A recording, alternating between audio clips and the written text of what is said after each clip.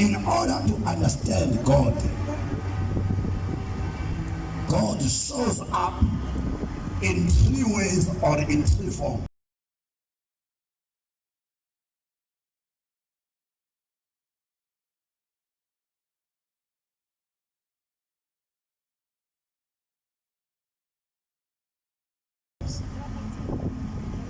God visits us through the knowledge of His word.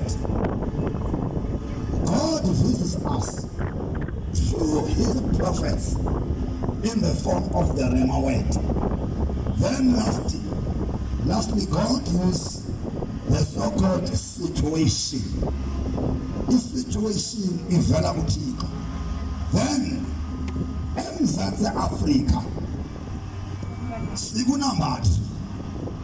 uThixo eSouth Africa has used His word, but indlebe wazivala umtyholi to understand uba uThixo wenzani ngeli xesha. Okwesibini, uThixo usebenzise His prophets in South Africa. Andifuni kube ngathi ndiyeyona prophet in South Africa. I am one of the prophets whom God has raised in South Africa at a time such as this. Let me repeat myself. I am not the prophet. I am not the only prophet, but I am amongst the prophets of God whom God has raised at a time such as this, so as to speak through us, so as to open your eyes, so as to open your ears through us, the prophets. Then uThixo akuba ilizwi lakhe kudlalwa ngalo, xa izwi likaThixo lingenze impact, ubhenela kuba prophet. Once our prophet bangakhathalelwa, uThixo ubhenela kwi-situation or kwi-circumstances. As I am preaching now, uThixo usabeke encaleni ngokuba abantu beve ilogos, because kudala ityhilwa iBhayibhile, abantu abayiphulaphuli, abantu abayifuni, abantu abayiphikisa, abantu bayikhanyela. Wedlula uThixo kwiBhayibhile wangena kubaprofethi abaninzi eSouth Africa. Amongst the prophets uThixo athethe ngazo yile yaseMtata engu-Apostle Madikiza. Then nathi baprofethi sizamile ukulumkisa ibandla, sizamile ukulumkisa ilizwe, but in vain. I am one of the prophets who happened to write a letter to the President of South Africa in 2019, informing him about what God wanted to do in South Africa. But most unfortunately, my letter fell into deaf ears. Then now, the Lord is not using us anymore, we prophets. The Lord is using the situation. The Lord is using the circumstances to bring South Africa back to the fear of the Lord. Before I proceed further, people should understand the reason why I preach in English. I don't want only the closer people to understand what I'm preaching. I want this to penetrate as far as the entire South Africa, so that even the Sotho speaking people, the Afrikaner speaking people, the English people understand that there is a prophet in the city of Umtata whom God has raised to stand in the gap on behalf of the dying country of South Africa. May God bless you. Now, for abantu abangasazi isiNgesi, ngathiwa ndiyantsaka. Okay. Ndizawuthetha siphi ngoku? Sikwi-center of the city of Umtata. Let me tell you about Umtata before I preach. Apha esistrata the Sutherland. Apha ngezantsi siSpring. isibrik singu-N2 ongena Umtata to East London. I-Sutherland is a route, is a road eya eNgqeleni, eLibode naseNgcobo niba bethethayo. Lapha kweMadira, iMadira ngo-N2, when you exit Umtata, the street that you use is Madira Street. When you enter Umtata, we use the street known as the Spring Street. Once you go further about Metropolitan or S&P, that street changes to be Nelson Mandela Drive. Ngizawuthetha ngesitrata eMtata ezinobungozi eningasoze nizazi. Le endikuyo indawo yisenta ka-Antichrist in the city of Umtata. Istrata eMtata emanizazi eko-operate kuzo zezi. iMadeira has become number 1 kuba i-National Road ingu-N2 odlule edolobheni. Brick Street has become number 2 kuba i-National Road ingu-N2 odlule eMtata.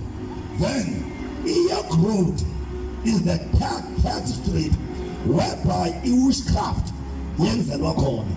Nibona abantwana abathengisa umzimba bethanda eliyacala because i-York Road, i-Sutherland, iMadeira, iSpring, i-Nelson Mandela Drive in Umtata zihost ze-Satanism eseMtata.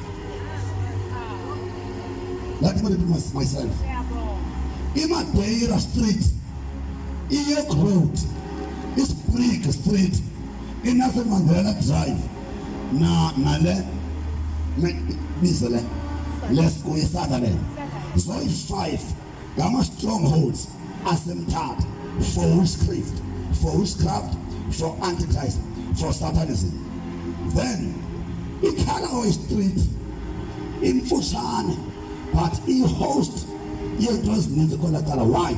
Apha kukhona icawe into etsala uSathana eCallaway Street sisikolo saseSt John's 1, iSt Bees 2. Lezi zikolo zonke eziseCallaway zizo ezitsala ukusebenza kwe-witchcraft. Niyamba nami? Amen. All right, let us go to the word. Andifundele umuntu kwincwadi ekuthiwa nguNoncoko. I want to talk about the city of Umtata from the Bible.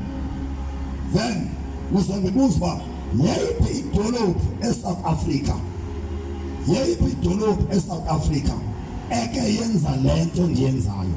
Why Umtata? Then ngizova i-solution. Then I'm please ube fast ke ngoku ne uba ngaka ayakuNoncoko funda le ndaba incwadi. Okay, incwadi ye-Proverbs. Mamelani bonke abefundi ndiyaba-challenge ukuba nebandla eNorthcrest, ube nebandla engangelizwe, ube nebandla eKhuzani, ube nebandla eMbuqa, ayenze impact. Yiyo le nto icawe ezilokishini zihlasele kalula. Yiyo le nto i-witchcraft sekugcwele icawe ayikwazi ukunceda abantu. Why? If abantu bayazi le nto ndithethayo, if you win your city, you have won your people.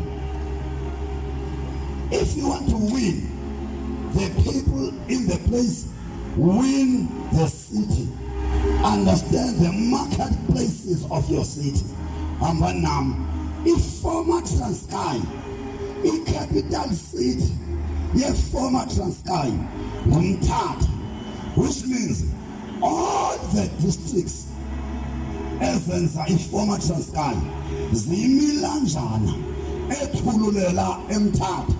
Ngamanye amazwi, if umuntu woyisa amagqwirha eMtata, woyisa ama-Satanist eMtata, oyena usikisiki uhamba walk over. The reason why ndingoyiki, you take me to Manfred, who takes me to Umtata, who takes me to Kala, I will never fear demons of those districts, because all those districts were part of the capital town, which is Umtata. Ubangaba unqoqe Umtata, South Africa ikhululwe. Hallelujah. Ndimameleni, uba sike sanqoba Umtata, freedom ye-South Africa ixhomeke kuthi bantu baseMtata. Uba senza ntoni ngesithi yaseMtata? Funda mntanami ilizwi, chapter 11 Proverbs verse 10 and verse 11.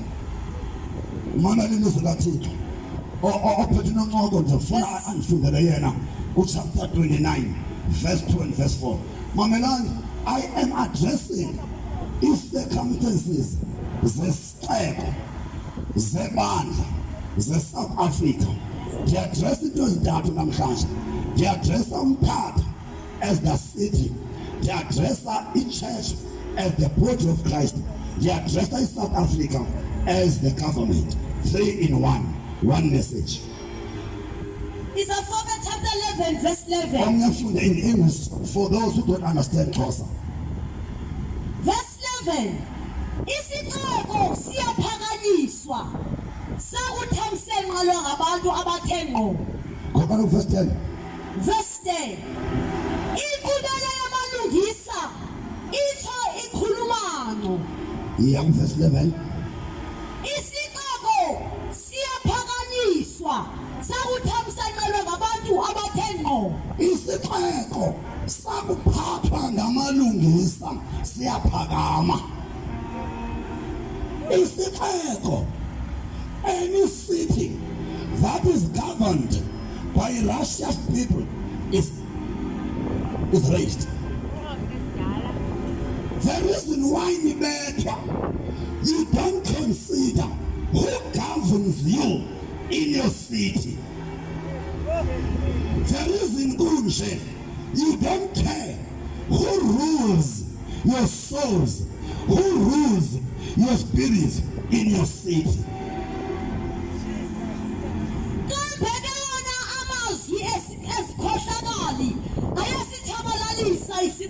Once isixeko siphathwe ngabantu abangenathixo, isikhohlakali siba nje ngomthatha sibe nje sendishilo. Once isixeko siphathwe ngabantu abangakholwayo, abangasindiswanga to add, siba nje ngomthatha. Isixeko esiphethwe ngabantu abangoyiki Thixo siyaphalala, siyashabalala, asiphakami. Isixeko saphathwa ngamalungisa siyaphakama, ashabalala. Ngimkile Umtata ngosevana, masiyeke ngoku elizweni. Bonani ba eSouth Africa nilawulwa ngabantu abanjani from the word. Funa mina Proverbs chapter 29 verse 2 and verse 4 only. Chapter 2 Proverbs. Sorry, chapter 29. I'm sorry. Chapter 29 Proverbs verse 2 and verse 4. Verse number 4. South Africa ngolenthangayo. Wakuba sezandleni zamalungisa umbuso. Wakuphatha amalungisa the government. Bathi bavuye abantu. Bayavuya abantu abaphethe ngurhulumente wamalungisa. Kambe ke kwakulawula izikhohlakali iba zinqwina zodwa. Kwakulawula izikhohlakali iba zinqwina zodwa. That's what is happening in South Africa as I'm preaching right now. Yaku verse 4. Verse number 4. Xa ukumkani elawulwa ngobulungisa litsho lizinze ilizwe lakhe. Xa ukumkani, which when the government ilawula abantu ngejustice, ngerighteousness, abantu belolizwe basho balunge. This is the opposite of South Africa. South Africa ayiphathwanga ngabulungisa. I've come to tell you. Kambe ke yena orhwaphiliza irhafu uyalibhuqa. Orhwapho liza ihafu njengorhulumente wethu uyalibhuqa ilizwe njengobona bakunje kwakungekho nje Mtata asithethelele omathanzima asithi iregime yomathanzima yayiright kwayisigcina zaphatha kuwesi ngoku siphethwe ngabantu abangoyiki Thixo sendishilo owe-ANC olapha angathi ndilo ne-ANC ndibethe urhulumente ophethe abantu bakaThixo ngongoyiki Thixo not ANC ungalingi usijobhe uzola nomntu wrong Madikiza I don't care ngeparty I mean God Unyaka party Unyaka cawe and no man will come and kill me and do any harm unto me esihamba nami Thixo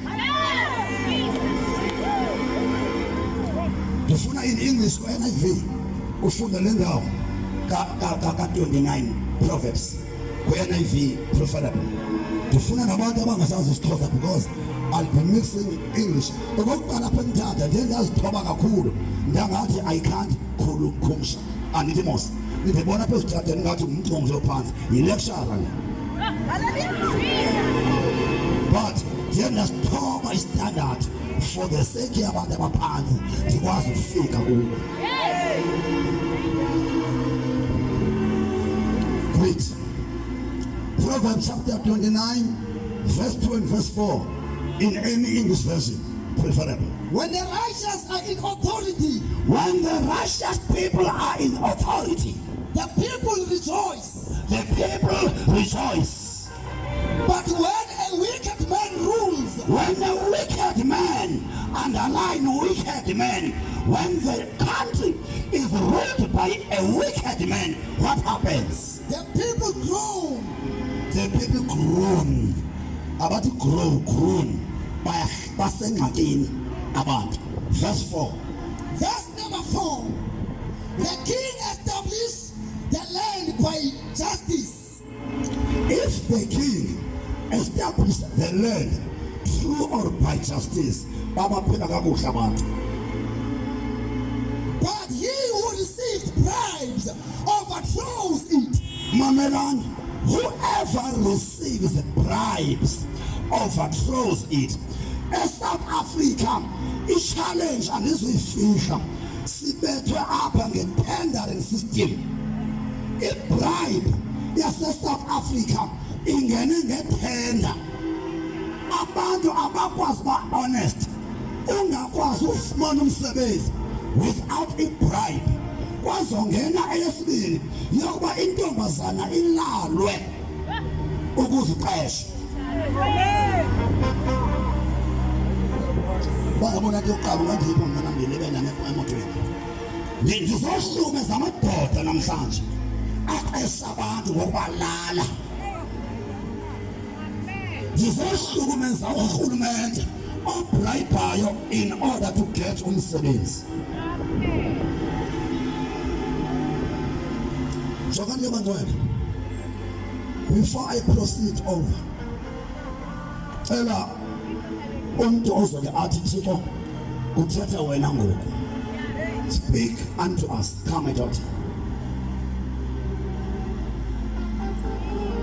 Bawo sisithoba Thixo wethu izwi lakho Nkosi lilithethwa Thixo wethu namandla sithethe Nkosi sivule indlebe ukuze sive siqonde Thixo wethu namandla okuthethwa nguwe ukuthi Thixo wethu namandla siyathandaza Nkosi ukuthi membathi nangakumbi Thixo wethu namandla umkhonzi wakho esathetha Thixo inhliziyo yakho bawo siyakholwa ukuba uthunywe nguwe nangeli xesha Thixo wethu namandla sinikeke Nkosi ukuqonda sikwenze Thixo wethu namandla okukuthethayo ngaye ngokuthe Thixo wethu namandla ezwini lakho masingapheleli Thixo kuliveni kodwa Nkosi masibe ngamenzi bezwi lakho sincedele Thixo wethu sikwethembile moya oyingcwele ukuba nguwe oyakusenzisa intando kaThixo senzise ke Thixo wethu siyanxusa egameni lika Yesu Kristu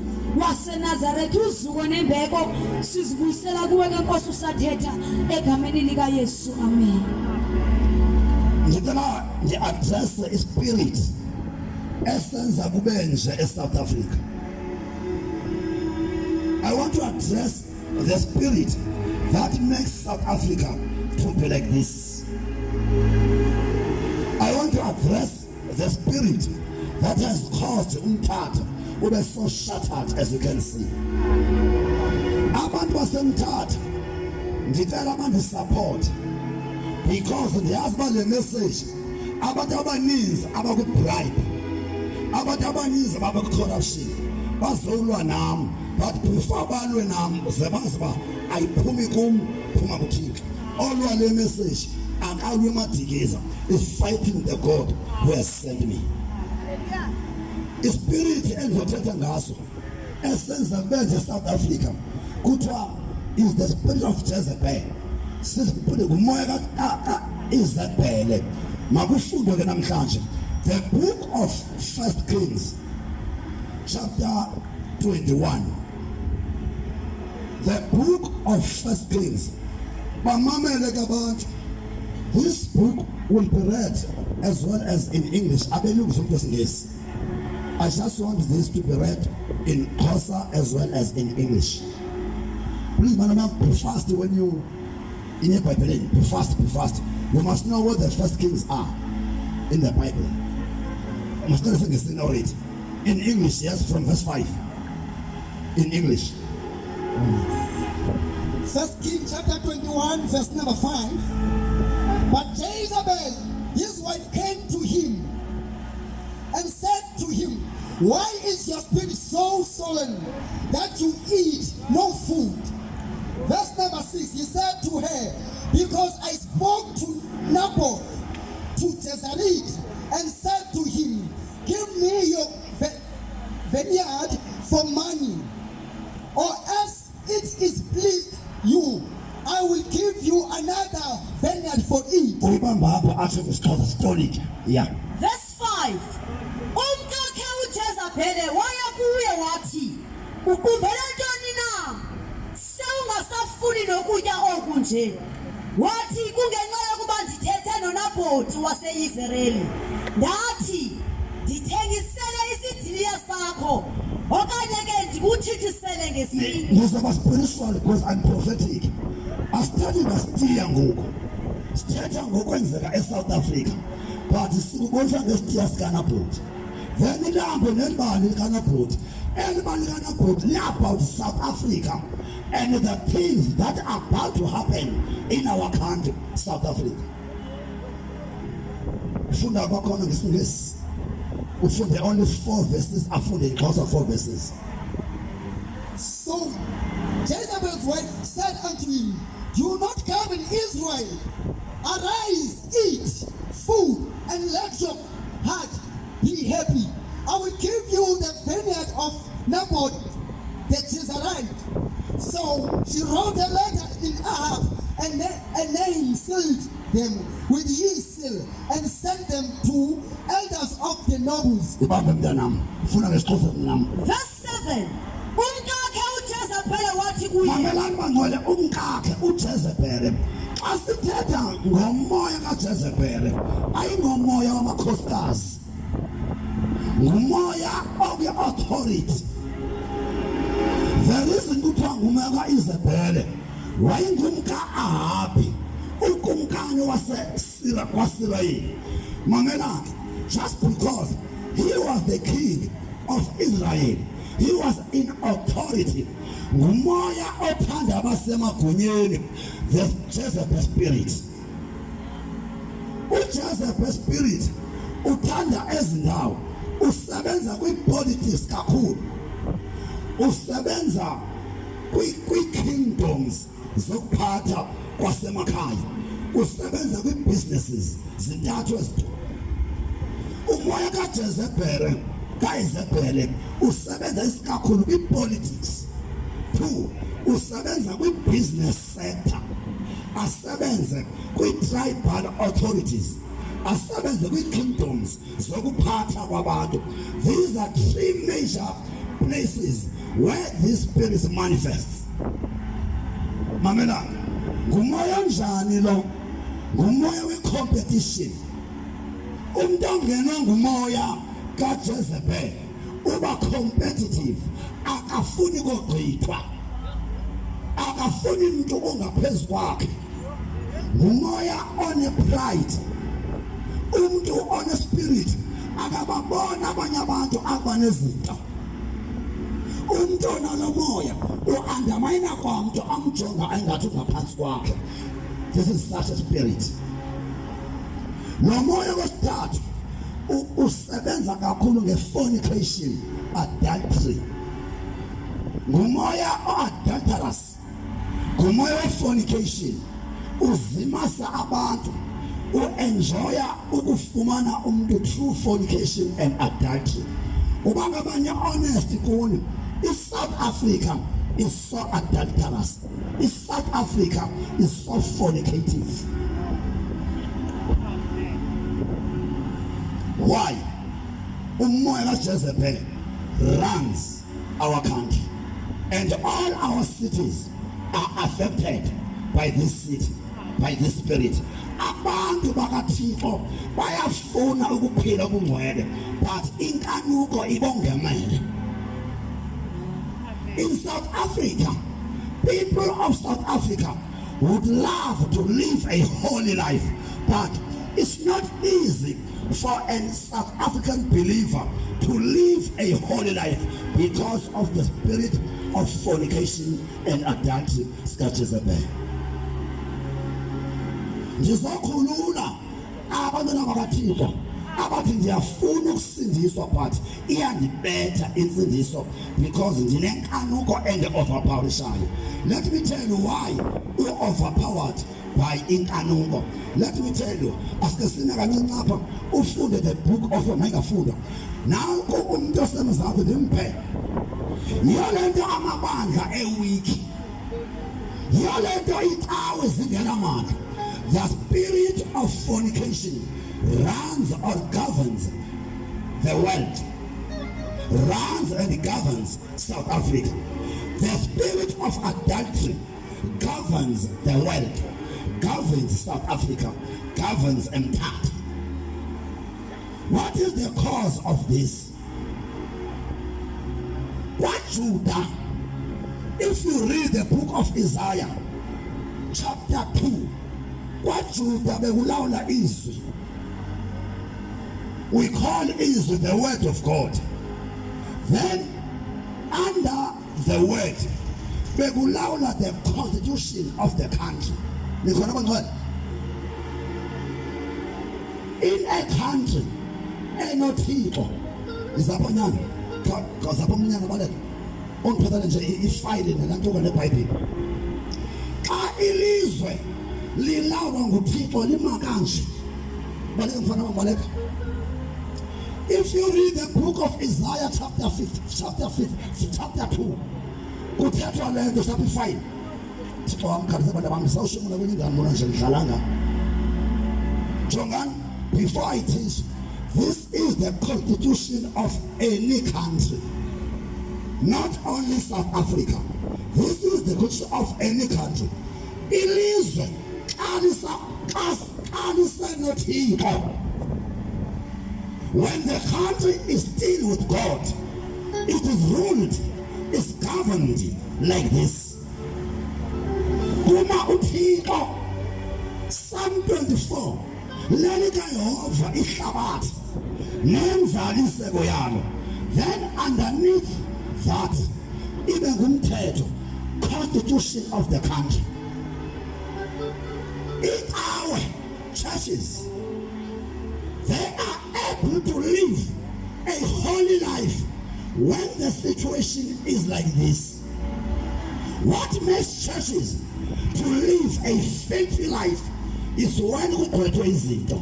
eSouth Africa ngo-94 kwenzeka lento kodwa izinto. Ngo-1994 eSouth Africa i-constitution yongamela even the word of God. Yelento Thixo iSouth Africa eyibetha. And njengoba ningabiphulaphuli, you are in for a high jump. naye ndifumana inzima ndithini uthe uthixo ngo-2024 ufuna kuphathe upresident ozawubuyisela le order yenza. Uba ngaba after elections sisaphethwa nge-justice system enje libanani nabangaphatha awuphi umbutho. This has got nothing to do with any organization. It has something to do with the justice system that governs our country. Yonke le nyukunyuku abubutshaba obusemandleni kurhulumente ezikolweni everywhere in businesses is because sikhokhelwa ngabantu ababeke umthetho wabo phezu komthetho kaThixo, then uThixo uyalohlwaya ilizwe.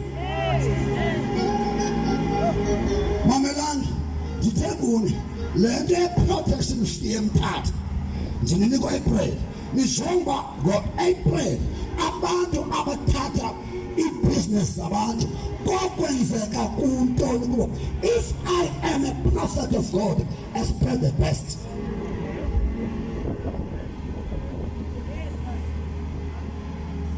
God is fed up with pride. God is fed up with homosexuality. God is fed up with abortion.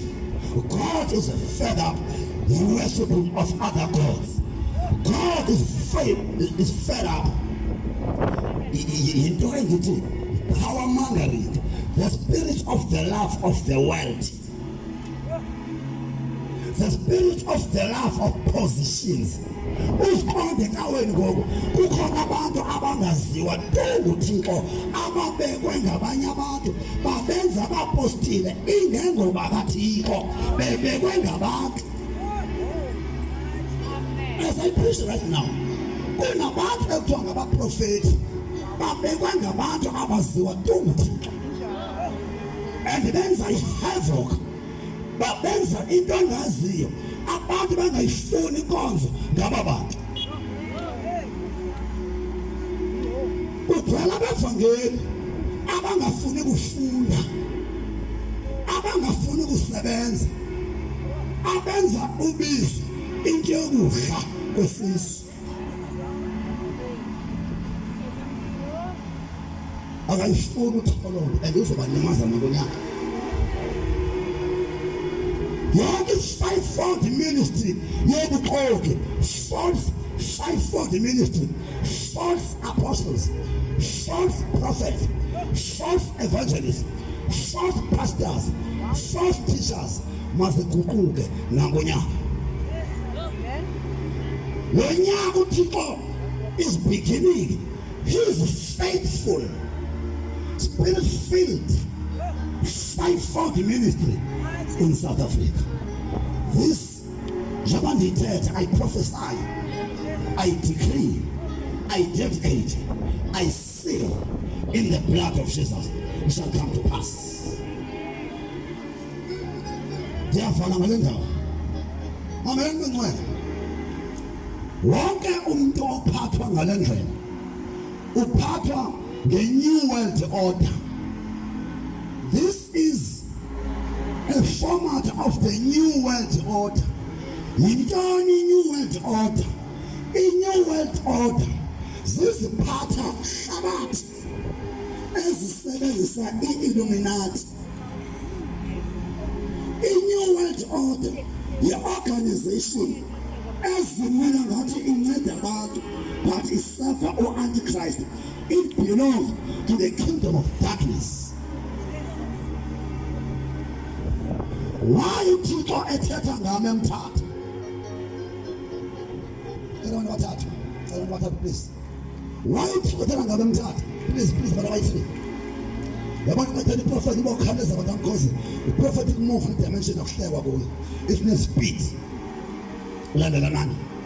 Tibona John Christ thana zelani lento. Thanda zelani lento.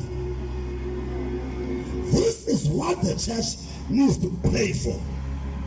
God has revealed unto me his tree major plans for the world. The third plan is the mission of the world. The mission kaThixo, the plan kaThixo for the world. Isenzeka le noyibona ngoRevelation chapter 1 verse 7. Okamehlo aza kuyazi, okamehlo aza kuyiva. Akukho umuntu emhlabeni ongazukwazi xa uYesu elendishile phezu kwentaba ye-Olive Mountain ekwaSirayeli ezotshabalalisa yonke le satanism that rules and governs the world. Ngalomhla, ngalomini, lo Sathana odlala ngani, ofuna nikhonze yena, nikhonza, niceba nikhonza uThixo but uzimele ngani. He will be exposed in the battle of Armageddon. In the battle of Armageddon, every individual, everyone will understand that something is happening somewhere. The second plan of God is a plan of a continent.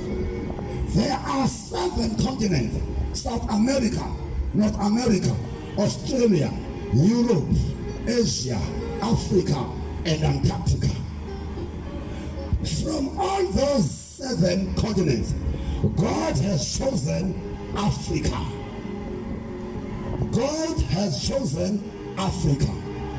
The plan of God to reach the world through a great revival has to start from the continent of Africa. Ngithanda nivuke ngoku. Kunendoda ekuthiwa ngumfundisi uBhengu endawuthetha kancinci ngayo so that izamfundisi wami ngicala amazembule nakumfundisi wakhona. Umbono kaTata uBhengu uthe uThixo wami mawungalocalizwa. Umbono kaTata uBhengu is a national vision. No. Umbono kaTata uBhengu ngokaThixo is a continental vision. Africa back to God. Africa back to God ayingowase Assemblies of God, but i-assemblies uzawuyisebenzisa kakhulu uThixo xa sele ityhiliwe le nto ndishumayelayo. Lelona bandla and take a lead when what I'm preaching has been revealed even unto them. I'm from the Assemblies of God. But the fulfillment of the plan of God through Reverend Nicholas Hepworth Begingos Begu is not yet achieved. It's not yet fulfilled. He had a movement so that umzimba kaKristu awudibanise from all sectors of life. Mr. God, Mama Nanik, ungenapho uTata uBhengu le ndawo. God bless you, God. Thixo wami abantu bakhona. Leli philizwe eline-national anthem engathethi ngalo esuke ithethe nge-Africa if it's not South Africa. Go to Nigeria, go to Ghana, go to Liberia, go to Libya. All their national anthems are not concerned about the continent. Only South Africa. Ngosi sigele le Africa manopha kane sephendolwayo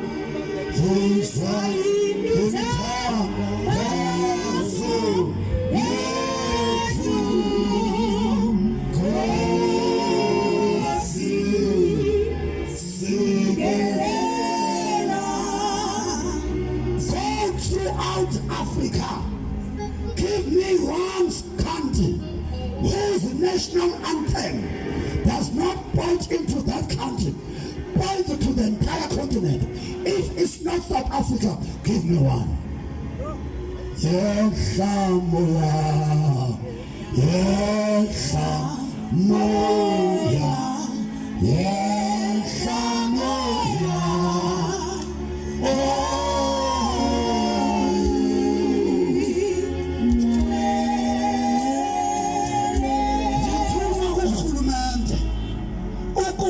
abuyise le ndawo kamoya oyingcwele njengoba iSouth Africa inje baye baqonda uba if i-national anthem yelizwe lethu le ndawo kamoya oyingcwele ayikhutshwa abazukwazi ukuqhuba their antichrist model.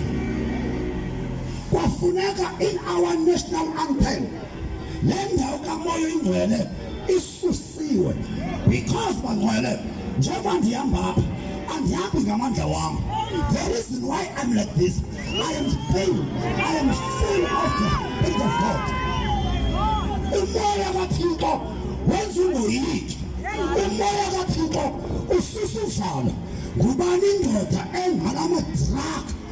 ama-drug lords asemthatha ndiyawa-challenge ama-drug lords asemthatha ndiyawa-challenge amaginza asemthatha azowazowana uThixo.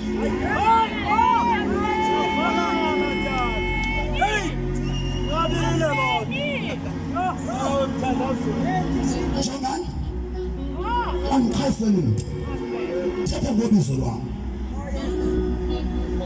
The reason I'm like this, you have to die from self. Ngeke ube nawo lamandla endihamba ngawo usaphila enyameni fa. Ukuze uThixo ahambe nawe, die from self. Bayena abafundisi kwi-pulpits, but they are not as yet dead.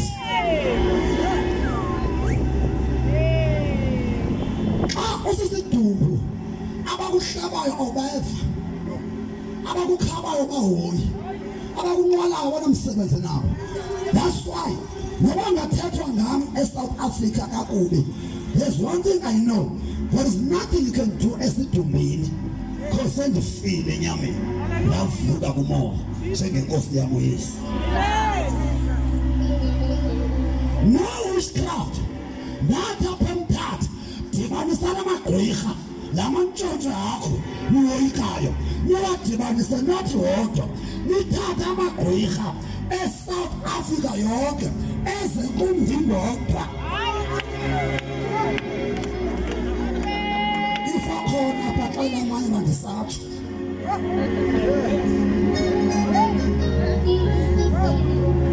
Jongani bazalwane kuthenga stage bakuhleke bakuhlasele bakuxulube ngenxa yenyaniso.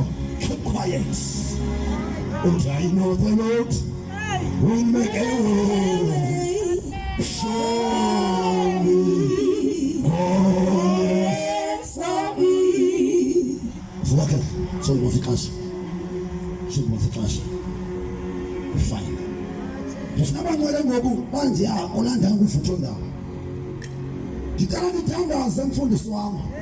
As away. Why in the progress?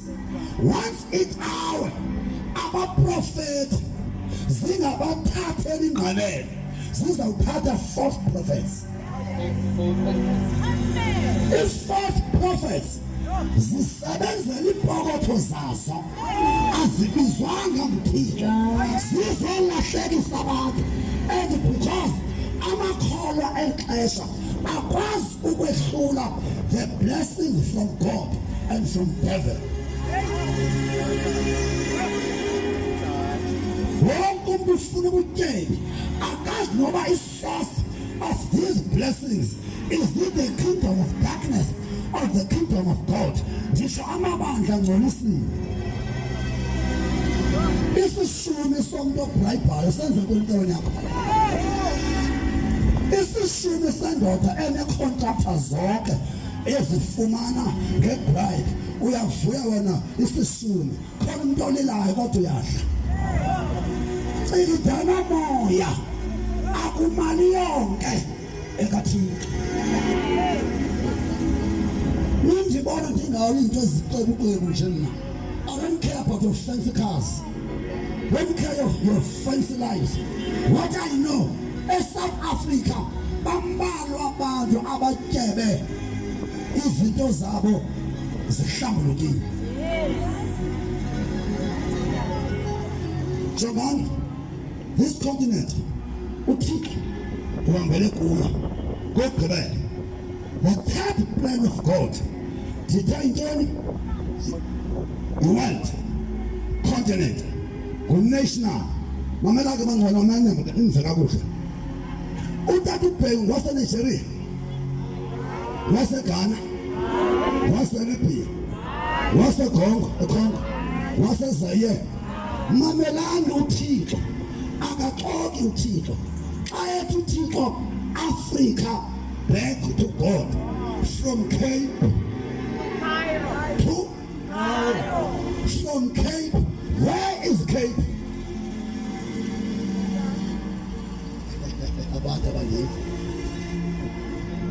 But man, this is the prophecy of God through Tatu Pengu, a prophet on the Africa back to God. Ut land of Africa back to God. Uthixo uzoyifulfilla ukusuka eKapa ukuya phi eEgypt. iKapa is divided into two provinces. iKapa ayithetha ukuthi iKapa. iKapa yi-Eastern and Western Cape.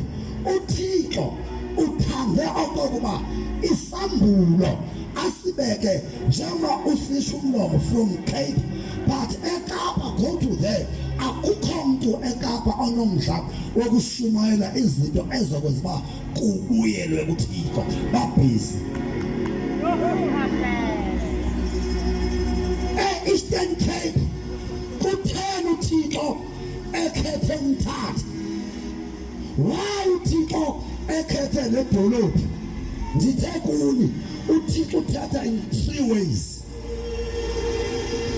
God speaks through his word, the so-called Logos. God speaks through his prophets, the so-called Rhema. And lastly, God speaks through situation, happenings, or circumstances. And now another situation, the government. That man,